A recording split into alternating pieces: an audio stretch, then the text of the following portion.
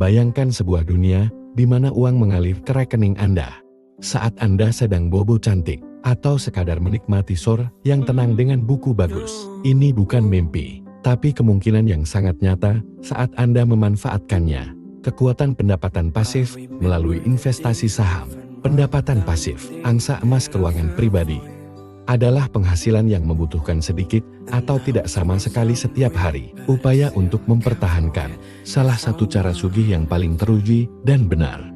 Ini melalui investasi saham. Dengan memiliki saham di suatu perusahaan, Anda membuka dua potensi aliran pendapatan pasif, dividen dan keuntungan modal. Dividen adalah bagian dari keuntungan perusahaan, didistribusikan kepada pemegang saham. Keuntungan modal, di samping itu, berasal dari menjual saham Anda dengan harga lebih tinggi daripada Anda membelinya. Keindahan investasi saham terletak pada potensinya untuk kedua aliran pendapatan ini. Namun hal ini bukannya tanpa risiko. Nilai saham Anda mungkin menurun, atau perusahaan mungkin memutuskan untuk tidak membagikan dividen. Oleh karena itu, penting untuk melakukannya. Pilih saham berkualitas yang sesuai dengan profil risiko Anda.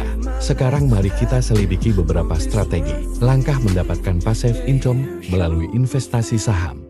Pertama-tama tentukan tujuan dan strategi investasi Anda.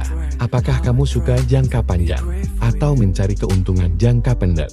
Apakah Anda lebih suka saham kaya dividen atau mereka yang memiliki potensi pertumbuhan pesat? Apakah Anda nyaman dengan volatilitas pasar atau apakah Anda lebih suka investasi yang stabil?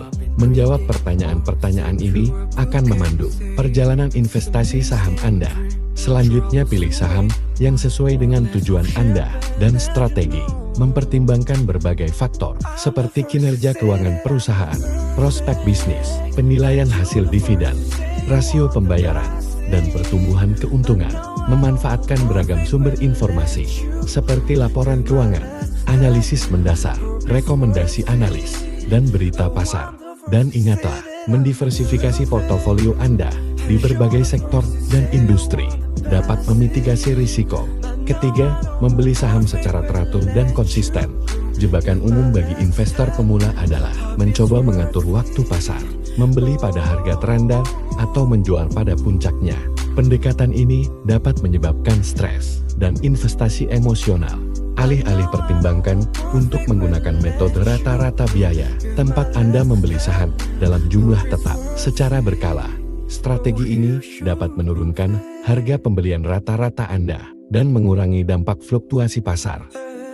Terakhir, investasikan kembali dividen dan keuntungan modal Anda. Jika Anda ingin meningkatkan penghasilan pasif Anda dari investasi saham, tahan godaan untuk membelanjakan pendapatan ini langsung.